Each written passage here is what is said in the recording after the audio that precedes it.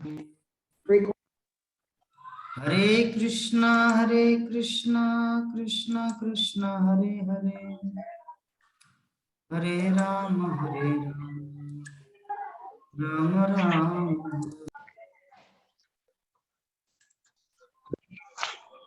हरे कृष्णा कृष्णा हरे हरे, हरे राम राम राम हरे हरे।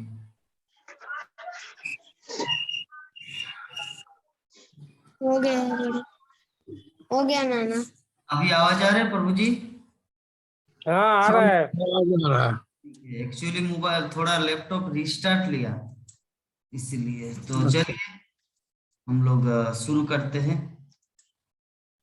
तो पहला अध्याय मतलब नवम अध्याय के जो पहला श्लोक है हमारा आज का, इसमें सुद गोस्वामी क्या बोलना चाह रहे? सुद गोस्वामी बोल रहे कि युधिष्ठिर महाराज को भगवान श्री कृष्ण वहां पर भीष्मदेव के पास ले गए, जहां पर भीष्मदेव सरसज्जा में लेटे हुए थे।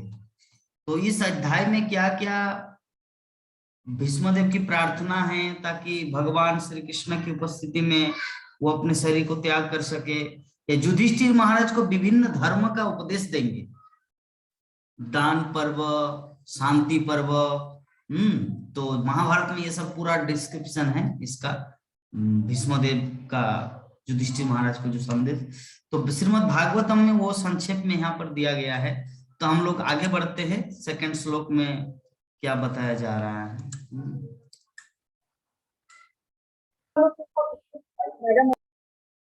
तो सेकंड श्लोक में वर्णन है आपका,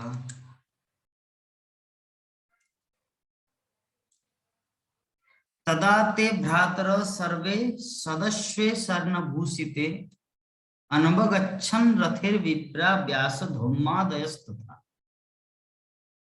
अर्थात उस समय सारे भाई स्वर्ण आभूषणों से सजे हुए उच्च कोटि के घोड़ों द्वारा खींचे जाने वाले सुंदर रथों पर उनके पीछे पीछे चल रहे थे। उनके साथ व्यासदेव तथा धम्म जैसे ऋषि, पांडवों के महान विद्वान पुरोहित तथा अन्य लोग थे।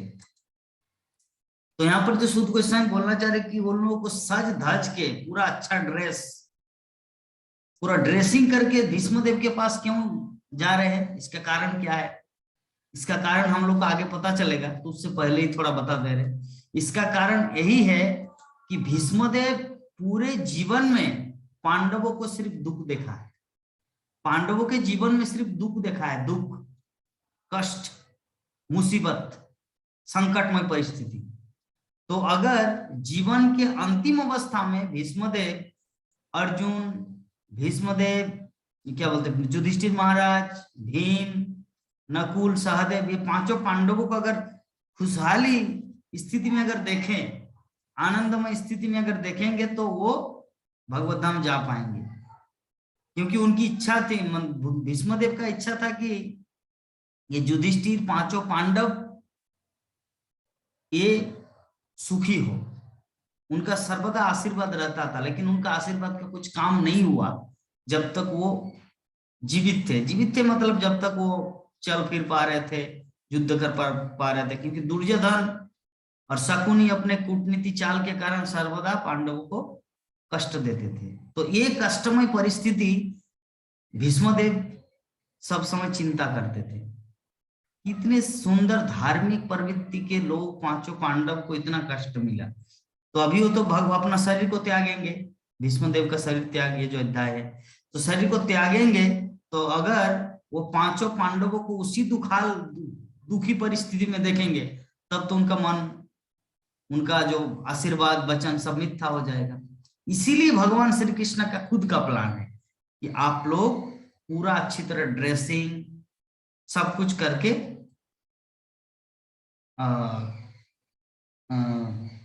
भीष्मदेव के पास चलिए। तो यही है कारण। तो आगे हम लोग देखेंगे इस अध्याय में। एक सेकेंड,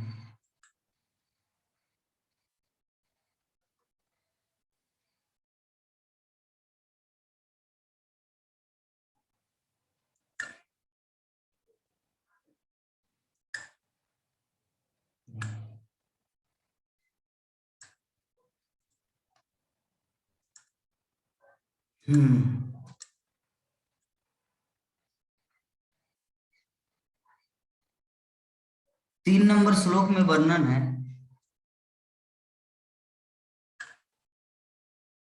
भगवान अपि विप्र से रथेन सदनंजय स तेर्व रचित निर्भक कुबेर एवं गुह्यके। विश्वनाथ प्रभु जी इसको पढ़िए तो प्रभु जी हिंदी को।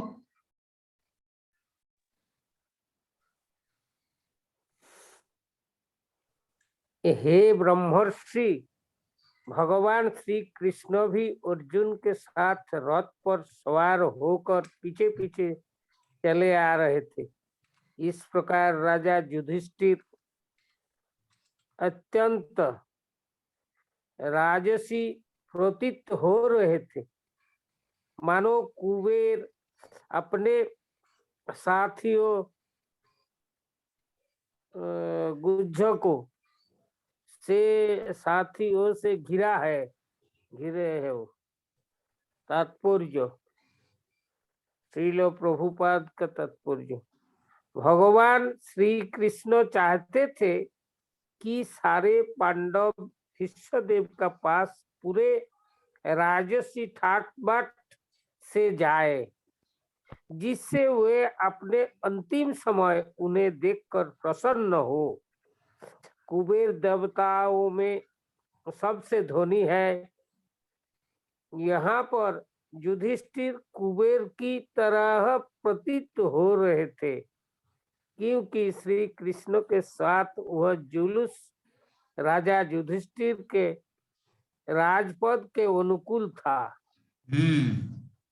तो यहाँ पर हम लोग ये तात्पर्य में देख पाए, श्रील प्रभुपाद वही चीज बोले, युधिष्ठिर महाराज को, पांचों पांडव को भगवान श्री कृष्ण इतना सज धज के इसीलिए ले गए थे ताकि भीष्मदेव को उनके मन में प्रसन्नताएं आए। सारा जीवन भर मुरारी याद रहेगा। कभी अगर हम प्रश्न करेंगे कि युधिष्ठिर महाराज पांचों पांडव को भगवान श्री कृष्ण इतना सुंदर सुंदर सिल्क मटका ड्रेस धोती पहना के क्यों भेज रहे हैं? कारण पता है, यहाँ पर श्रील प्रभुपाद तात्पर्य में लिख दिए, ताकि भीष्मदेव अंत में ये देख सके कि हाँ भाई, अभी पांचों पांडव एकदम खुश हुए, उनका जीवन धन्य हो गया भगवान श्री कृष्ण की कृपा से। तो इस चीज को प्रमाणित करने के लिए भगवान श्री कृष्ण राजसी ठाट बाट से उनको। तो आगे चतुर्थ नंबर श्लोक में, ये जो कुछ कुछ श्लोक है, ये श्लोक में हम लोग कुछ डिस्कशन नहीं कर सकते, ये जस्ट शुद्ध गोस्वामी बोल रहे हैं, इसीलिए हम लोग को आगे बढ़ना है। दृष्टा निपतितम भूमो दिवश्च्युत निबामरम प्रणेमु पांडवा भीष्मम सानुगा सह चक्रिना। नंद किशोरी माता जी आप पढ़िए तो इसे। जी, हरे कृष्णा प्रभु।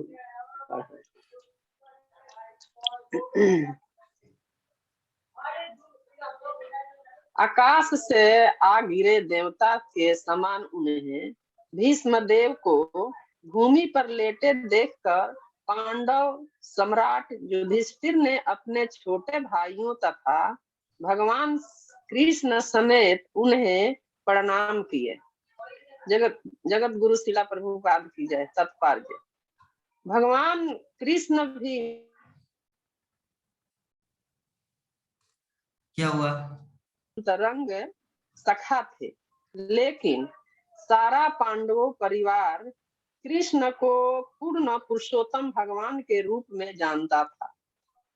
भगवान को यद्यपि अपने परम पद का आभास रहता था, तो भी वे मनुष्य की तरह आचरण करते थे। अतः उन्होंने भी मरणासन भीष्मदेव को अपने को राजा युधिष्ठिर का छोटा भाई मानकर प्रणाम किया। हरे कृष्णा। छोटा भाई मानकर युधिष्ठिर महाराज का छोटा भाई मानकर भीष्मदेव को प्रणाम किया। यद्यपि भीष्मदेव जानते थे कि भगवान श्री कृष्ण जो है ना, वो अनंत कोटि विश्व ब्रह्मांड के मालिक है, लेकिन फिर भी सदाचार यही यही है सदाचार, कि देश काल परिस्थिति में व्यक्ति को कैसे क्या करना है। आप लोग को पता है, और जो हमारा टॉक शो हुआ वहां पर हम लक्ष्मी को माता जी करके संबोधित किए थे। कौन कौन सुने? गीता माता जी सुने थे?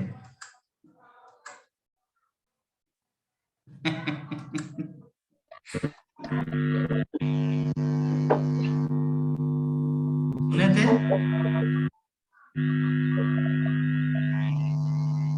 ये आइडिया हमारे विभा माता जी दिए।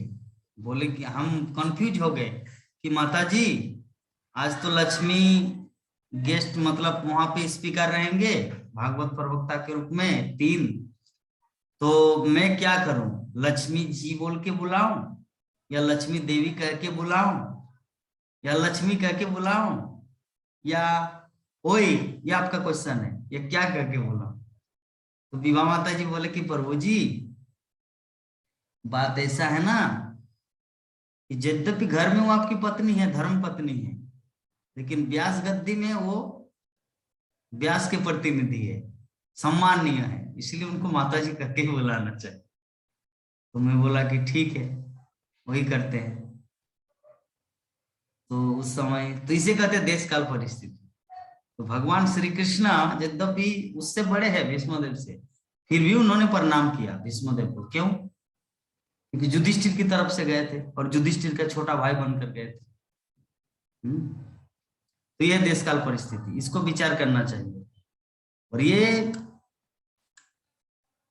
जब हम लोग विचार कर सकते हैं, जब हम लोग हमारे अंदर ये विचार क्षमता आ जाता है कि किस समय क्या करना है, तो समझिए कि हमारे जीवन में दिव्य ज्ञान आ गया। क्योंकि दिव्य ज्ञानी व्यक्ति ही देश काल परिस्थिति को समझता है और उस अनुसार काम करता है। जैसे हम बारंबार उदाहरण देते थे प्रभुपाद का, कि एक ब्राह्मण पैताधारी बैठा था, मतलब सामने खड़े थे और 20,000 लोग प्रवचन सुन रहे थे, प्रभुपाद भागवत कथा कर रहे थे लंदन में। तो जो माइक हैंडल माइक्रोफोन है वो बार बार खिसक के मतलब नीचे गिर रहा था। तो प्रभुपाद ने क्या किया, उसके जो जनेऊ है मतलब गले का जनेऊ को खींचकर माइक्रोफोन को बांधा और कृष्ण कथा कंटिन्यू रखा। तो ये है देश काल परिस्थिति। उस समय वो पैता या जनेऊ इंपॉर्टेंट नहीं है, उस समय इंपॉर्टेंट है कृष्ण कथा। तो जो दिव्य ज्ञानी व्यक्ति होता है वही देश काल परिस्थिति को समझता है। तो ये एक पॉइंट है जो कल के ओवरव्यू में दिया जा सकता है। तो इस तरह करके हम नंदा किशोरी माता जी ये सब जो है ना गीता माता जी से सीखना चाहिए। अभी और नोट बना रहे हैं, देखिए गीता माता जी सिर्फ हा करके श्रवण नहीं कर रहे हैं, वो बुद्धिमानी के साथ नोट बना रहे कि ये चीज मुझे बना के रखना है, पॉइंट आउट करना है। यद्यपि कथा सुनते सुनते सुनना बहुत आनंद आता है कि हाँ भाई कितना सुंदर, लेकिन बुद्धिमान व्यक्ति वही होता है जो भविष्य के लिए भी कोई सोचता है। अरे अभी पैसा है, चलो खाओ पियो जी करो, लेकिन बुद्धिमान व्यक्ति थोड़ा सा सेविंग करके भी रखता है। तो गीता माता जी वैसे है, वो कथा भी सुन रहे मतलब पैसा आ भी रहा है और सेविंग भी कर रहे मतलब नोट बना रहे हैं अकाउंट में। तो ये है कुछ। तो हम हमारे अंदर ही बहुत कुछ महान भक्त है, उनसे शिक्षा लेना है। तो चलिए, तो अभी धम्म ऋषि आए, धम्म ऋषि और भीष्मदेव कैसे गिरे हैं, कैसा लग रहा है? सूत गोस्वामी क्या वर्णन कर रहे, जैसे आकाश से कोई देवता धरती पर गिर पड़े, आकाश से कोई देवता धरती पर गिर पड़े है ऐसा लग रहा है। तो भगवान श्री कृष्ण अपने समस्त भाइयों सहित मतलब 5 पांडव सहित भीष्मदेव को प्रणाम किया। तो ये प्रणाम जो है हम लोग जानते हैं, जब श्री चैतन्य महाप्रभु गए थे वाराणसी गए थे कि इसलिए मायावादियों का सन्यासी, मायावादी सन्यासियों का जो मुख्य व्यक्ति था वो है प्रकाशानंद सरस्वती। तो प्रकाशानंद सरस्वती वो कभी भी अपने जीवन में नारायण, कृष्ण, दामोदर, गोविंद, जनार्दन, राम मतलब भगवान का नाम कभी भी उच्चारण नहीं किए थे। तब चैतन्य महाप्रभु जब आए वाराणसी, तो उनको जो बैठने के लिए दिया था, तो चैतन्य महाप्रभु कहाँ पर बैठे थे? बाकी सभी अपने अपने चेयर में अच्छे अच्छे राजगद्दी में बैठे थे, और महाप्रभु कहाँ पर बैठे थे? जहां पे लोगों को पेड़ धुलाया जाता है। जो पीढ़ा होता है ना, पीढ़ा, जब कोई तीर्थ यात्रा करके गांव में आता है तो एक पीढ़ा रखा जाता है, उसके हलुद तेल जिसे बोलते हैं, सरसों का तेल और हल्दी लेपन करके उनका चरण को धुलाया जाता है। वो कहाँ पर रखकर? पीढ़ा। पीढ़ा मतलब जो गांव में जो है वही व्यक्ति जान सकते हैं, नंदकिशोरी माता शायद जान सकते हैं कि पीढ़ा के ऊपर बैठ के प्रसादम पाया जाता है, प्रसादम खाते हैं गांव के लोग। याद है? मतलब अनुभव है इस विषय में? गीता माता जी आपके पास तो अनुभव नहीं होगा, कहाँ केरल कहाँ भिलाई। ये है ना प्रभु जी पीड़ा। अच्छा पीढ़ा है, चलिए चलिए समझ। आपका आवाज क्या हो रहा है? आपका आवाज क्या हो रहा है? आप हेडफोन को फेंक दीजिए, आपका हेडफोन में बहुत डिस्टर्ब कर रहा है, जैसे पूरा मोटर। हेडफोन आपका गया काम से, दूसरा 60 रुपया में खरीदना है। अभी बात कीजिए तो बिना हेडफोन के। हरे कृष्णा। अभी कितना सुंदर क्लियर आ रहा है। वो हेडफोन आपका गया है, उसको गोबर टीम में डाल देना है। जहाँ पे गोबर उर्वरक होता है ना, वो सारी यूरिया डीओपी बनेगा, उसका कुछ काम नहीं हो रहा। तो अभी कितना सुंदर। तो चलिए, पीढ़ा का अनुभव आपके पास भी है। तो पीढ़ा जहां पर रहते हैं, तो महाप्रभु चैतन्य महाप्रभु जब वाराणसी गए तो जहां पे पीढ़ा में सबका चरण धुलाए थे, तो वहां पर बैठे थे। तो प्रकाशानंद सरस्वती बोल रहे कि ओहे चैतन्य, आप हमारे साथ आइए और यहाँ पे बैठ जाइए, क्योंकि आपको तो हमारे साथ तर्क वितर्क करना है, कॉन्वर्सेशन करना है कि भगवान बड़ा है या परमात्मा बड़ा है या ब्रह्म बड़ा है। तो श्रील प्रभुपाद चैतन्य चरितामृत के उस हिस्से में एक जगह में पॉइंट आउट कर रहे हैं कि मायावादी कृष्ण के प्रति इतने बड़े अपराधी होते हैं, इतने बड़े पापी होते हैं कि उनके मुंह से ब्रह्म परमात्मा सब कुछ निकलेगा, लेकिन उनके मुंह से कृष्ण शब्द नहीं निकलेगा। महाप्रभु का पूरा नाम क्या है? श्री कृष्ण चैतन्य महाप्रभु। लेकिन प्रकाशानंद सरस्वती उसको क्या बोल के बुलाते थे? चैतन्य, चैतन्य, कृष्ण नहीं। तो श्रील प्रभुपाद वहां पे पॉइंट आउट कर रहे हैं चैतन्य चरितामृत में, जो मायावादी होते हैं, जो पापी होते हैं, उसके मुंह से कृष्ण नाम नहीं निकलता। वो कितना भी ट्राई करे कृष्ण नाम निकलने के लिए, इसीलिए तो पापी व्यक्ति के हृदय में कृष्ण वास नहीं करते। भगवान श्री कृष्ण इसीलिए भगवत गीता में बोलते हैं कि जैसामंत गतम पापम जनानाम पुण्य कर्मणाम, मतलब जिसका पाप पूर्णतः उच्छेदन हो चुका है और पुण्य कर्म में लगा है, ते दंड मोह निर्मुक्ता भजनते मांग दृढ़ बढ़ता, वही व्यक्ति द्वंद्व और मोह से मुक्त होकर भजनते मांग दृढ़ बढ़ता, वो डिटरमाइंड के साथ भक्ति में लग जाता है। कौन? जो पाप से छूट गया है या जो पुण्य कर्म में लग गया है। भगवत गीता में भगवान श्री कृष्ण इसका सूत्र था। हम लोग इस श्लोक के आधार पर सारी दुनिया को कैलकुलेट कर सकते हैं, थर्मोमीटर में माप सकते हैं कि लोग हर कोई भक्ति क्यों नहीं करते, हर कोई भागवतम क्यों नहीं, भागवतम क्लास में क्यों नहीं आता, हर कोई हरि नाम क्यों नहीं जपता, हर कोई इस्कॉन मंदिर के साथ कनेक्टेड क्यों नहीं होता। तो उसका सूत्र यहाँ पे भगवान श्री कृष्ण भगवत गीता में दिए हैं कि जैसा मंत गतम पापम, जिसका पाप पूर्णतया 100% क्लीन हो चुका है, जिनके शरीर में पाप नहीं है, जिनके जीवन में पाप नहीं है, जनानाम पुण्य कर्म नाम, वो साथ में 4 क्वालिटी है। पहला क्वालिटी क्या? पाप से निर्मुक्त। फिर दूसरा पुण्य कर्मों में जुट जाना।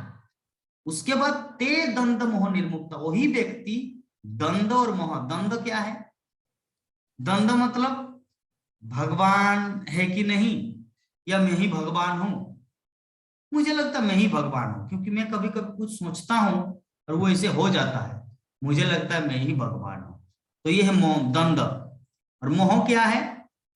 मोह मतलब कि सभी मर गए लेकिन मैं तो नहीं मरूंगा, क्योंकि मैं तो विटामिन D+ खाता हूं, 7+ या जो भी हो, मैं तो मरने वाला नहीं हूं। इतना कुछ दवाई मेरे पास, इतने अकाउंट में पैसा है, डॉक्टर को दे देंगे और कुछ दिन बढ़ाएंगे मेरा उम्र। तो ये कहते हैं मोह।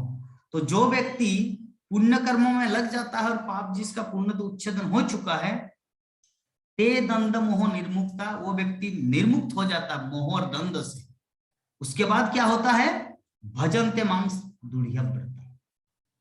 तो हमारा स्टेज कहाँ है अभी, चतुर्थ स्टेज में है। इस श्लोक में 4 स्टेज है। पहला, गीता माता जी, पहला नोट डाउन करना ये सब 4 स्टेज इस श्लोक में। जैसाम अंतगतम पापम, पहला नंबर क्या है, जिसका पाप का उच्छेदन हो चुका है। दूसरा, जनानाम पुण्य कर्मनाम, जो पुण्य कर्मों में लग चुके हैं। तीसरा, ते दंड मोह निर्मुक्ता, वो दंड और मोह से मुक्त हो चुके हैं कि ना मैं भगवान हूं, हाँ नहीं मैं सारा जीवन भर रहूंगा, बल्कि मैं मरूंगा, ये जो भ्रम वो भी। और उसके बाद क्या होता है अंत में, चतुर्थ में, भजनते मांग दृढ़ व्रता। भजनते मतलब भजना करते, मांग मतलब मुझे, किसका, भगवान श्री कृष्ण बोल रहे हैं। भजनते मांग दृढ़ व्रता, दृढ़ व्रता मतलब फुल्ली डिटरमाइंड के साथ कि कृष्ण भक्ति जीवन का सार है। कृष्ण भक्ति जीवन का सार है। जिसका ये अंडरस्टैंडिंग आ गया है, वो उनके जीवन में कोई पाप नहीं है। वो पुण्य के स्टेज को भी पार कर चुके हैं, दंड मोह के स्टेज को भी पार कर चुके हैं। वो अभी भक्ति के स्टेज में, मतलब उनका जीवन सार्थक है, उनका मनुष्य जीवन सार्थक है। तो इस कैलकुलेट के माध्यम से, इस श्लोक के माध्यम से हम लोग पूरी दुनिया को कैलकुलेट कर सकते हैं, माप सकते हैं कि लोग क्यों भक्ति में नहीं आते। हाँ, क्योंकि उनका अभी तक पाप है शरीर में, इसीलिए उनको कितना भी समझाए वो भक्ति में नहीं आएगा, कितना भी ट्राई करे उनको। हाँ, भक्ति में जो आने वाला है, ये देखिए, ये है प्रमाण। तो हम सब जो जितने सारे भक्तगण यहाँ पे जूम क्लास में जुड़े हुए हैं ना, हम लोग चतुर्थ स्टेज के प्राणी, मतलब हमारा जीवन, मनुष्य जीवन सार्थक हो चुका है। क्यों? क्योंकि हम लोग भजन ते मांग दृढ़ व्रता, क्योंकि हम लोग डिटरमाइंड के साथ भक्ति कर रहे हैं। हमारा कोई दूसरा लक्ष्य नहीं है, पैसा कमाना, बड़ा आपका बड़ा बिजनेसमैन बनना। हमारा अभी उद्देश्य एकमात्र कृष्ण प्रेम को प्राप्त करना, कृष्ण भक्ति को प्राप्त करना। तो अल्टीमेटली बोलने का भाव जो था कि भगवान श्री चैतन्य महाप्रभु वहां पर एक पीढ़ा में बैठे हुए थे। यद्यपि भगवान है, अखिल विश्व ब्रह्मांड त्रिलोकीनाथ, कहां पर बैठे हैं, जहां पे चरण धोते हैं, पैर धोते हैं लोग, वहां पे जाके बैठे हुए हैं और शास्त्रास्त्र करने के लिए। कहा ये सब प्राणी जो मायावादी पंडित या जो भी है, प्रकाशानंद सरस्वती, कहाँ भगवान, लेकिन भगवान कहाँ पर बैठे, एकदम नीचे, और ये लोग बड़े बड़े सिंहासन में। तो इसे कहते हैं तिन्नादपि सुनिचे न तरोपि सही सुनना। क्या क्वालिटी है। तो यही चीज भगवान श्री कृष्ण यहाँ पे युधिष्ठिर महाराज, युधिष्ठिर महाराज 5 पांडव मान लीजिए प्रणाम कर रहे हैं भीष्मदेव को, और कृष्ण भी साथ में आए हैं। अगर कृष्ण वहां पे प्रणाम नहीं करे, नहीं मैं नहीं प्रणाम कर सकता, क्यों? क्योंकि मैं भगवान हूं, मैं तो भीष्मदेव से बड़ा हूं। ये शिष्टाचार नहीं है। अगर ऐसा होता तो ये शिष्टाचार नहीं है। इसीलिए भगवान जो है ना, सर्वगुण संपन्न, भगवान को कहा जाता है सर्वगुण संपन्न। कहां पर किस स्थिति में क्या किया जाए उनको पता है। जैसे वो लोग प्रणाम किए, भगवान भी साथ साथ में प्रणाम किया, जिसके कारण तो हर कोई उनको भगवान मानता है ना। भगवान बनना कोई साधारण बात नहीं है। भगवान बनने के लिए भगवान जैसा क्वालिटी होना चाहिए। तो जरा देखिए, हम लोग ये कर सकते हैं। मान लीजिए बीएसएनएल ऑफिस में माता जी उच्च पदाधिकारी है, मतलब गीता माता जी का उदाहरण देते हैं 5 साल पहले का या 2 साल पहले का, कि वो एक बहुत बड़े चेयरमैन है। तो एक नया व्यक्ति ज्वाइन किया वहां पर, तो क्या गीता माता जी क्या कर सकते हैं उनको, आइए प्रभु मेरे उस कुर्सी में बैठ जाइए, मैं जमीन पे बैठता हूँ, यहाँ पे मतलब कोई बैठने का नहीं, कोई बताए मेरे कुर्सी में बैठ जाए, मैं जमीन पे बैठता हूँ। क्या ऐसा संभव है? नहीं होगा। क्यों? क्योंकि मेटेरियलिस्टिक दुनिया में ये सब संभव नहीं है। ये सब अध्यात्म की दुनिया में ही छोटा बनने में आनंद आता है। मेटेरियलिस्टिक दुनिया में छोटा बनने में आनंद नहीं आता। कहने का मतलब समझ गए नंद किशोर माता जी, बाकी सब भक्तगण, कि जिस दुनिया में हम लोग बास कर रहे हैं ना, ये है मेटेरियलिस्टिक दुनिया, भौतिकतावादी जीवन, भौतिकतावादी संसार। यहाँ पे हम लोग जितना बड़ा होंगे उतना आनंद है, लेकिन आध्यात्मिक जगत में जितना छोटा होंगे उतना आनंद है। ये तत्व को समझे प्राणमोहन प्रभु जी। भगवान श्री कृष्ण चाहते कि मैं भक्तों की सेवा करूं, और भक्त बोलते कि नहीं मैं भगवान की सेवा करूं। हम लोग देखते हैं भगवान श्री कृष्ण क्या किया, अर्जुन फाइटिंग किया, हीरो बन गया। और भगवान श्री कृष्ण क्या बना, सारथी। सारथी मतलब क्या होता है, ड्राइवर, गाड़ी का ड्राइवर, सारथी, रथ चला रहे हैं। और अर्जुन हीरो की तरह फाइटिंग कर रहे हैं। तो भगवान उसी में आनंद लिया। क्यों? क्योंकि अध्यात्म संसार में ऐसा ही है। अध्यात्म जगत में छोटे बनने से आनंद आता है और भौतिक जगत में बड़े बनने में आनंद आता है। एक ऑफिस है, उसमें चेयरमैन का वैल्यू अलग है, डायरेक्टर का वैल्यू अलग है, और कोई साधारण सा जो स्टाफ है, जो रबाड़ स्टाम्प मारते हैं, उनका वैल्यू अलग है। तो सबसे वैल्यू किसका है? जो डायरेक्टर है, चेयरमैन है, मालिक है। लेकिन अध्यात्म जगत में कृष्ण जो है ना, सबसे बड़े मालिक है, लेकिन फिर भी अपने आप को सबसे छोटा अनुभव करते हैं। क्यों? क्योंकि छोटे में ही वहां पे आनंद है। तो यही है अंतर अध्यात्म जगत और भौतिक जगत में।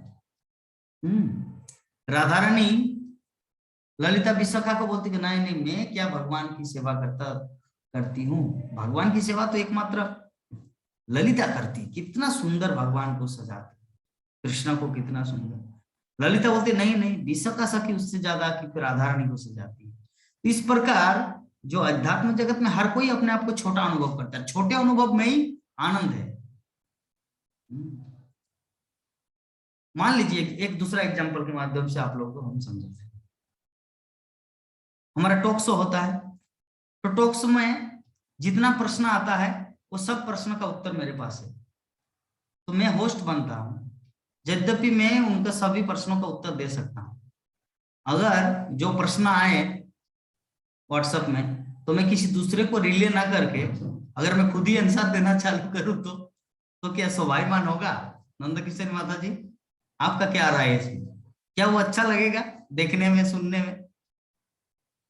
नहीं, लेकिन नहीं, वहां मुझे क्या करना है, वहां मुझे छोटा बनना है। वही पर स्वभाव है वहां पर, क्योंकि वो जगह है स्पिरिचुअल। एक पर्टिकुलर प्लेस होता है ना, वहां पे छोटे बनने में आनंद आता है। जैसे वो प्रभु जी बोले कि हु इज इनकारनेशन इन विदुर, तो उनको पता नहीं है किसको, जिसको हम बोले क्या बताइए कि विदुर किसका अवतार है, तो समझ में नहीं, लेकिन मैं उनको बोल दिया। आप लोग देखे वीडियो को, टॉक शो में देखे लाइव को, मैं उनको बोल दिया धर्मराज, चुपके से बोल दिया, तब उत्तर दिया। तो जब तक मुझे पता है, लेकिन फिर भी वहां पे तीना दफी सुनी चले, क्योंकि स्टेज वो अध्यात्म जगत है। तो अध्यात्म जगत में मुझे अपना खुद को छोटा बनना है। जैसे एग्जाम्पल के रूप में, जब हम आप सभी का जब क्लास लेते हैं, तो क्लास लेने के बीच में जब हम आप सभी से जब विनम्र भाव से जब बात करते हैं ना कि गीता माता जी, तो हमारे बीच में विश्वनाथ प्रभु जी, नंद किशोर माता जी कुछ ओवरव्यू देने की कृपा प्रदान करे। ये सब क्यों बोलता हूँ कि ये बोलने से मुझे आनंद आता है, क्योंकि आप सब मुझसे बड़े हैं।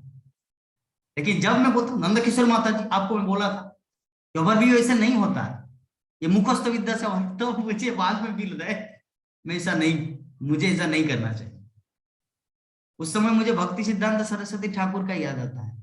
भक्ति सिद्धांत सरस्वती ठाकुर के गुरुदेव श्री गौरकिशोर दास बाबा जी महाराज, गौरकिशोर दास बाबा जी महाराज ने भक्ति सिद्धांत सरस्वती ठाकुर को बोला कि जीवन में कभी भी शिष्य मत बनाना, जीवन में कभी शिष्य मत बनाना। और भक्ति सिद्धांत सरस्वती ठाकुर का कितना शिष्य थे जानते आप लोग? 60,000, 60,000 शिष्य था। उनमें से एक है प्रभुपाद। तो एक भक्त ने पूछा भक्ति सिद्धांत सरस्वती ठाकुर को, एक शिष्य ने, गुरुदेव, आपके गुरुदेव मतलब हमारे परम गुरुदेव मतलब गौरकिशोर दास बाबा जी महाराज, आपके गुरुदेव ने आपको मना किया था कि शिष्य मत बनाइए, लेकिन हम सब तो आपके शिष्य है, हम सबको आप कितना शिष्य बनाए, 60,000 शिष्य बनाए, इसका मतलब क्या है? तो बोले कि देखिए आप सब जितने हैं ना, वो आप सब मेरे शिष्य नहीं, आप सब मेरे गुरु है। आप सब मेरे गुरु है, और इसीलिए जीवन के अंत में हर सभी को वो आप बोलते थे, कभी तुम या तू शब्द नहीं निकाले। भक्ति सिद्धांत सरस्वती ठाकुर अपने जीवन में कभी तू शब्द नहीं निकाले, तुम, तुम्ही, अपनी सबको अपने गुरुदेव की दृष्टि में मानते, ये सब मेरे गुरु हैं। ये कुछ भक्तों की महान महान लीलाएं हैं। तो ये जो महान वैष्णव होते हैं, देखिए एक चीज समझिए विश्वनाथ प्रभु जी कि 60,000 शिष्य का गुरु अपने आप को क्या बोल रहे हैं कि आप सब मेरे गुरु हैं, मैं आपका दास हूं। दासोस्मि, वो क्या संस्कृत का श्लोक उच्चारण करते थे हर समय सभी शिष्यों के सामने, दासोस्मि। दासोस्मि मतलब मैं आपका दास हूं, आई एम योर सर्वेंट। दासोस्मि मतलब हे शिष्य, आई एम योर सर्वेंट, मैं आपका नौकर हूं। जरा सोचिए तो कितने महान जो जगत गुरु शिल प्रभुपाद के गुरुदेव, शिल प्रभुपाद सारे दुनिया को अपने चरणों में झुका दिया, और वैसे व्यक्ति के गुरुदेव अपने सभी शिष्यों को अपना गुरुदेव मानते थे, अपने आप को नौकर। तो ये है महान व्यक्ति का क्यों? तो ये क्यों करते? क्या ये नाटक है? क्या ये ड्रामा है? नहीं, ये ड्रामा नहीं है। एक्चुअली अध्यात्म जगत में छोटे बनने में ही आनंद आता है। ये है सेक्रेट, ये है गुप्त रहस्य। अगर कोई प्रश्न पूछेंगे प्रभु जी ऐसा क्यों है, हर कोई तो बड़ा बनना चाहता, लेकिन भक्तगण, ये महान महान भक्तगण अपने आप को छोटा महसूस क्यों करते? इसका कारण ये, क्योंकि छोटे बनने में ही आनंद आता है। ठीक है, तो चलिए हम लोग आज जो है भगवान श्री कृष्ण, पांचों पांडव सभी कुरुक्षेत्र के मैदान में आए, जहां पर भीष्मदेव मरणासन अवस्था में पड़े हुए हैं। तो अभी वो आके सभी प्रणाम किया। तो प्रणाम करने के बाद कल क्या होगा हम लोग कल विचार करेंगे, कल उसका चर्चा करेंगे। तो अभी हमारे पास 7 मिनट 31 सेकेंड मतलब 7.5 मिनट समय है। अगर किसी भक्त के मन में किसी प्रकार का कुछ दुविधा, एनी क्वेश्चन, एनी क्यूरी, जिज्ञासा, तो आप लोग पूछ सकते हैं। हरे कृष्ण।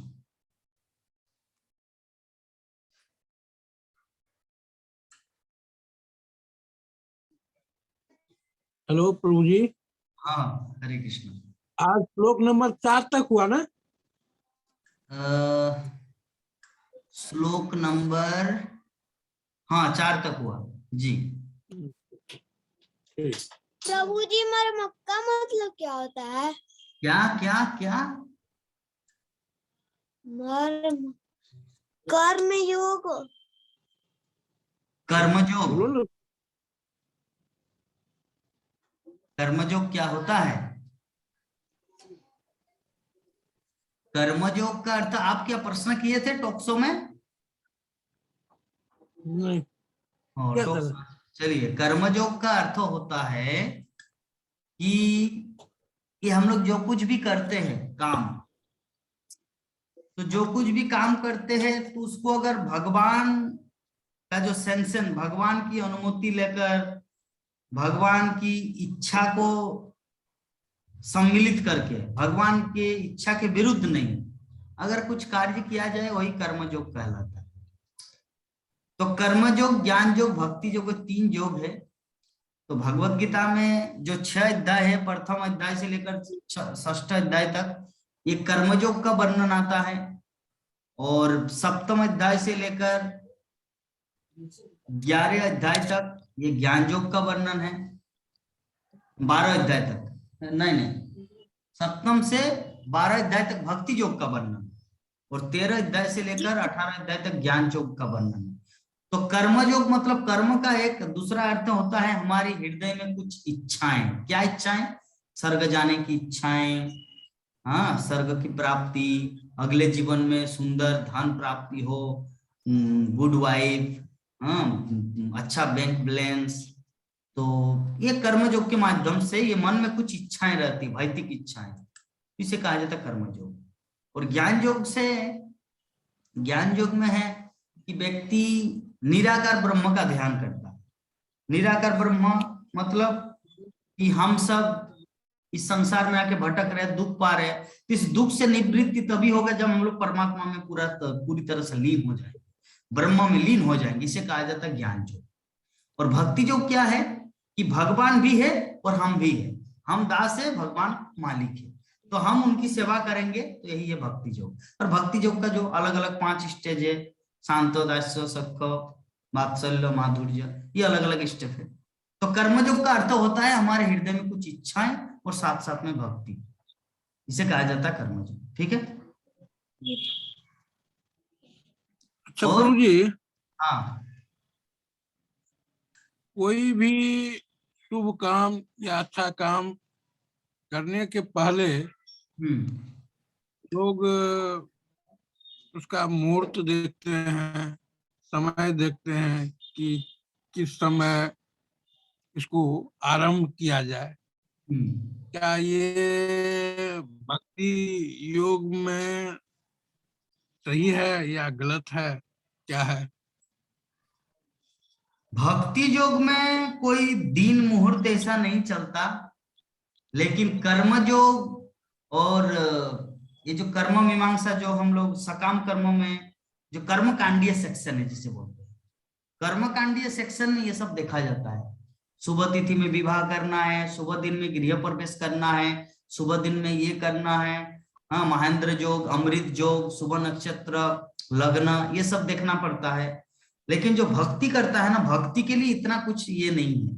भक्ति शुभ है हर परिस्थिति में। भक्ति किसी के द्वारा बाइंडिंग नहीं है, बंधा हुआ चीज नहीं है। भक्त लोग भगवान के लिए या अपने लिए जो भी हो, मतलब उसको रहने का स्थान चाहिए, जहाँ की भगवान का वो भक्ति कर सके। उस स्थान में कुछ कार्य आरंभ करने के लिए क्या मुहूर्त देखना जरूरी है? आप मुझे डायरेक्ट बताइए, आप इनडायरेक्टली मत बताइए, क्या करना चाह रहे हैं आप? क्या दूसरा बिल्डिंग खड़ा करने का इरादा है बोकारो में, स्टील सिटी में, या क्या बात है? बोकारो बोकारो स्टील सिटी में नहीं प्रभु जी, घर पर मेरा हिस्सा में घर नहीं है, अभी भाई के घर पर रहते हैं, तो वहाँ जाते आते हैं, तो बराबर भैया के यहाँ ठहरते हैं। लेकिन जिसके चलते परिवार के लोग नहीं जा आ पाते हैं वहाँ, तो छोटा मोटा घर चाहते हैं कि किसी भी तरह का रहने के लायक। अच्छा, लेकिन आप तो, आपका तो 3 जगह घर है प्रभु जी, बोकारो में है, देवघर में है, गांव में है, और आपका लड़का बेंगलोर में रहते। कहाँ कहाँ घर है आपको? अभी उतना सब चिंता करने का जरूरत, वो सब छोड़ दीजिए। अभी जहां वो भी, नहीं कह रहा, हाँ, वो हम नहीं कर रहे हैं। हमारा कहने का मतलब है गांव में घर नहीं है। अच्छा गांव में भाई के यहाँ ठहरते हैं।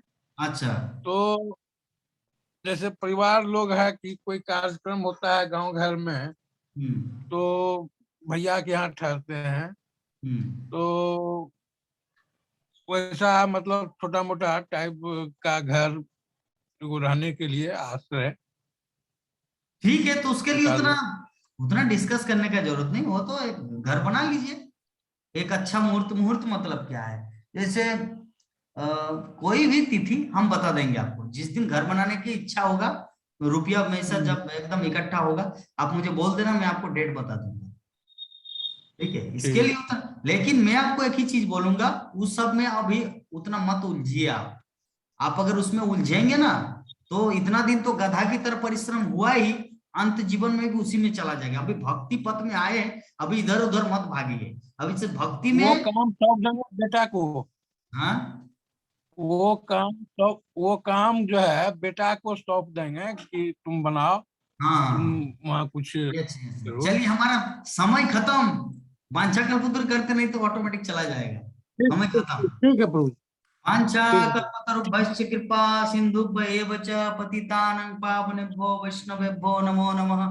हरे कृष्णा कृष्णा कृष्णा हरे हरे, हरे राम राम राम हरे हरे।